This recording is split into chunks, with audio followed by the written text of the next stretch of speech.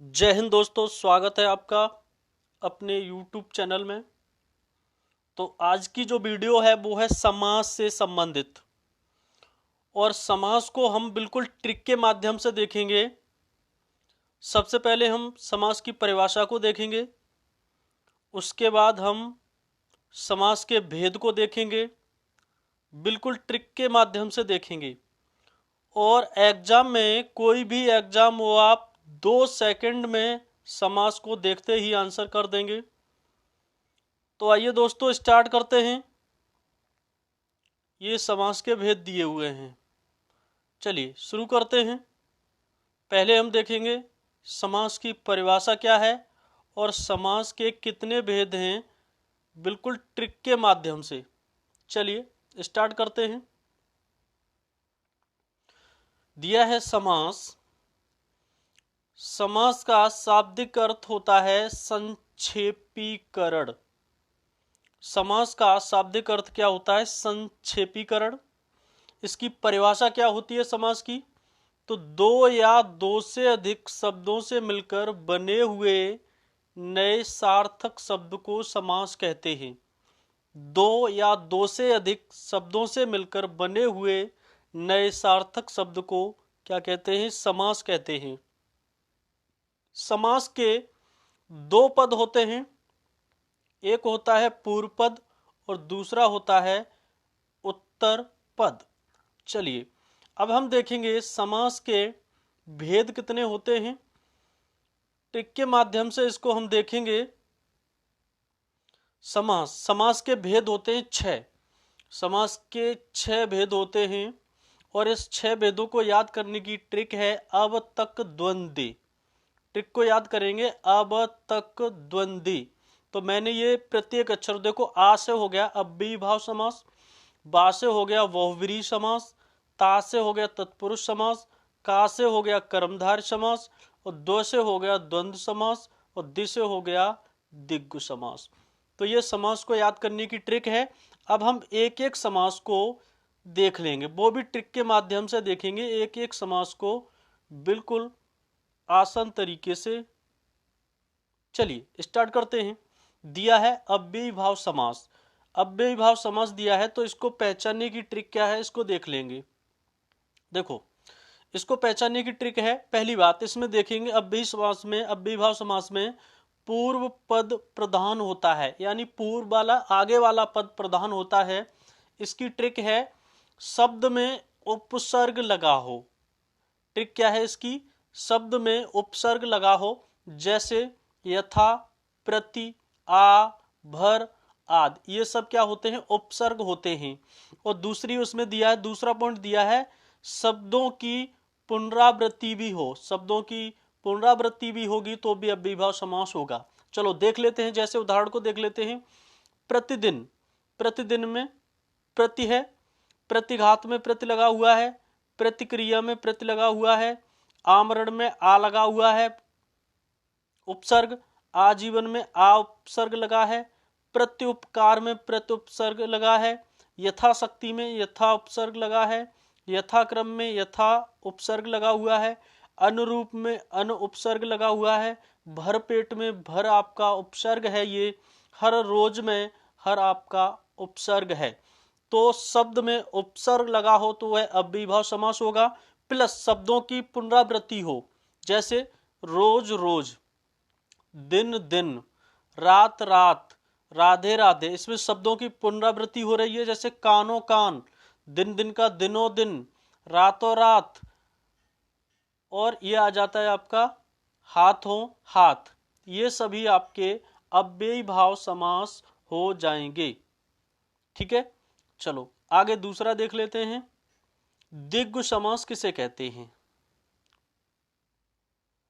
दिग्गु समास की बात करें, इसमें उत्तर पद प्रधान होता है। दिग्गु समास में क्या होता है? उत्तर पद प्रधान होता है आपका। ट्रिक है इसकी, प्रथम पद संख्यावाची होता है। प्रथम पद क्या होता है? संख्यावाची होता है। इसमें समूह का बोध भी होता है। चलो देख लेंगे, बस याद आपको ये रखना है कि ये प्रथम पद इसमें क्या होगा? इसका संख्यावाची होगा। जैसे षटकोण, षट मतलब 6 कोणों का समाहार। सतसई का मतलब 700 का समाहार। सप्ताह में 7 है, अठन्नी में 8 आना है, शताब्दी में 100 वर्षों का समाहार, त्रिभुवन में 3 भवनों का समूह, चौराहा में 4 राहों का समूह। तो ये आपका समूह का बोध हो गया, और ये आपके क्या हो गया, पद संख्यावाची हो गए। त्रिभुज है, चौकड़ी है, त्रिफला है, तिमाही है, पंचतत्व है, चतुर्वेद है, त्रिमूर्ति है, ठीक है ना। और ये चौकड़ी, चौकड़ी तो हो गया आपका, तो ये क्या है, प्रथम पद संख्यावाची होगा, तो ये आपका द्विगु समास हो जाएगा। चलिए, तो ये हो गया कंप्लीट। आगे देख लेते हैं, तीसरा है द्वंद्व समास। इसको भी याद करने की बिल्कुल आसान ट्रिक है। कोई भी एग्जाम हो, क्या अब भूल पाओगे समास को? नहीं भूल पाओगे। इसमें क्या होता है द्वंद्व समास में, इसमें दोनों पद प्रधान होते हैं। एग्जाम में कभी कभी ये भी पूछ लेता है इसमें कौन सा निम्नलिखित में से समास दे देगा, कौन सा पद प्रधान होगा। तो इसमें द्वंद्व समास में दोनों पद प्रधान होते हैं, ये याद रखना है। इस समास के बीच में ये डैश वाला, इसको योजक भी बोलते हैं, डैश का चिन्ह लगा हो, या विग्रह करने पर और आएगा, और भी लगा हो, या ये डैश लगा हो, तो ये द्वंद्व समास हो जाएगा। जैसे आजकल, इसमें एक ट्रिक और होती है, ये द्वंद्व जो समास होते हैं वो एक दूसरे के विपरीत होते हैं। दिन रात, उल्टा सीधा, दूध दही, माता पिता, पति पत्नी, सीता राम, तो ये योजक चिन्ह लगा हुआ है। जीवन मरण, लेन देन, पाप पुण्य, पाप और पुण्य भी हो सकता है। दाल भात, नर नारी, नर और नारी भी हो सकता है। उसके बाद है आपका राजा रंक, अमीर गरीब, तो ये आपका क्या हो जाएंगे, ये आपके हो जाएंगे द्वंद्व समास। अब बात आती है कर्मधार समास की। कर्मधार समास किसे कहते हैं? इसमें छात्रों को बहुत ज्यादा कंफ्यूजन होती है। देखिए, इसमें आज से आपकी कोई भी कंफ्यूजन नहीं रहेगी। जैसे कर्मधार समास में क्या होता है, कर्मधार समास में इसका आपका उत्तर पद प्रधान होगा। क्या होगा? उत्तर पद प्रधान होता है। इसकी ट्रिक है, इस समास में प्रथम पद विशेषण और दूसरा पद विशेष्य होता है। विशेषण का मतलब है कि जो शब्द दिया होगा वो प्रथम जो होगा वो उसकी विशेषता बताएगा। जैसे देख लेते हैं, काली गाय, तो गाय कैसी है? काली है। नील कमल, कमल कैसा है? नीला है। काली मिर्च, मिर्च कैसी है? काली है। पीला वस्त्र, वस्त्र कैसा है? पीला है। अध पका, यानी पका कैसा है? यानी पका हुआ, अध पका, तो आधा, ये आपका क्या हो गया? विशेषण हो गया। कमल नैन, यानी कमल की तुलना किससे? नैन से कर दी है, ठीक है ना। परम आनंद, आनंद कैसा है? परम। चरण कमल, यानी कमलों की जो तुलना है चरणों से की है, तो ये विशेषण हो गया। चंद्रमुख, यानी चंद्रमा के समान मुख, तो ये आपका हो गया कर्मधारय समास। महात्मा, महान है जिसकी आत्मा। लाल मणि कैसी है? लाल है। महाराजा, ये आपके कर्मधारय समास हो गए। अब देखो, कुछ अवधारणा पूर्व पद भी आ जाते हैं, इसमें नोट दिया है अवधारणा पूर्व पद, इसमें कुछ दिए हैं, तो इनको भी हम कर्मधारय समास में ही, जैसे गुरुदेव में आपका कर्मधारय समास होगा, शीतोष्ण में भी कर्मधारय समास होगा, चंद्रकांत में भी कर्मधारय समास होगा, और चराचरम में भी आपका होगा कर्मधारय समास होगा। चलो आगे देख ले, तत्पुरुष समास। तत्पुरुष समास को भी हम बिल्कुल ट्रिक के माध्यम से देखेंगे, और आपको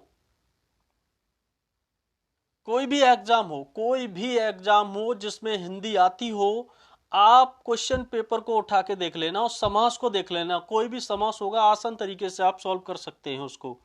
तत्पुरुष समास में क्या है? तत्पुरुष समास में है आपका दूसरा पद प्रधान होता है, इसको भी याद रखना है, इसमें दूसरा पद प्रधान होता है।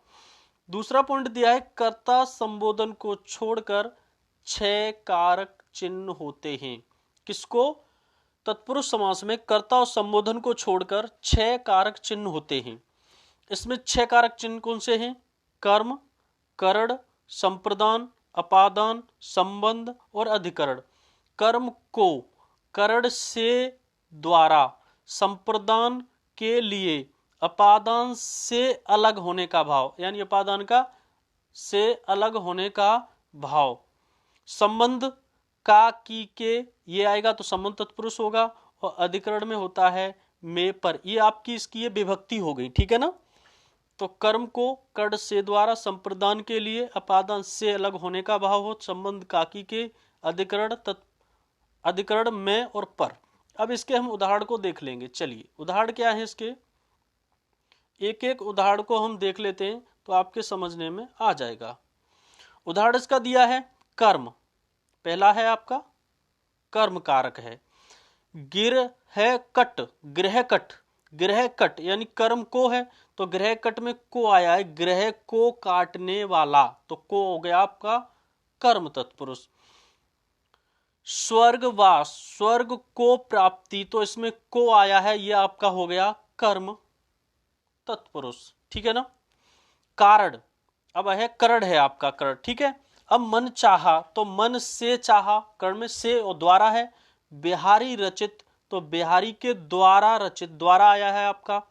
संप्रदान की बात करें, रसोई घर, तो रसोई के लिए, संप्रदान के लिए है, तो रसोई घर का मतलब है रसोई के लिए घर। मार्ग व्यय, तो मार्ग के लिए व्यय, तो के लिए आपका हो गया संप्रदान। अपादान, अपादान का उदाहरण दिया है, इधर दिया है अपादान, अपादान देश निकाला, देश निकाला का मतलब हो गया देश से निकाला, यानी अलग होने का भाव है। ऋण मुक्त, तो ऋण से मुक्त, ठीक है। पेड़ से पत्ते गिरते हैं, तो से मतलब पेड़ से पत्ते गिरते हैं, तो इसका अलग होने का भाव हो गया, तो ये आपका हो जाएगा अपादान। संबंध का होगा गंगा जल, गंगा जल मतलब का, तो गंगा का जल, ये संबंध हो गया। गंगा जल, तो गंगा का जल, का हो गया आपका संबंध तत्पुरुष। दीनानाथ, दीनों के नाथ, के हो गया आपका संबंध तत्पुरुष हो गया। अब बात आती है अधिकरण। नगरवास, अधिकरण में क्या होता है में और पर, में और पर होता है, तो अधिकरण में हो जाएगा नगर में वास, तो में हो गया आपका अधिकरण तत्पुरुष। आप बीती, तो आप पर बीती, तो पर हो गया आपका यहाँ पर अधिकरण तत्पुरुष।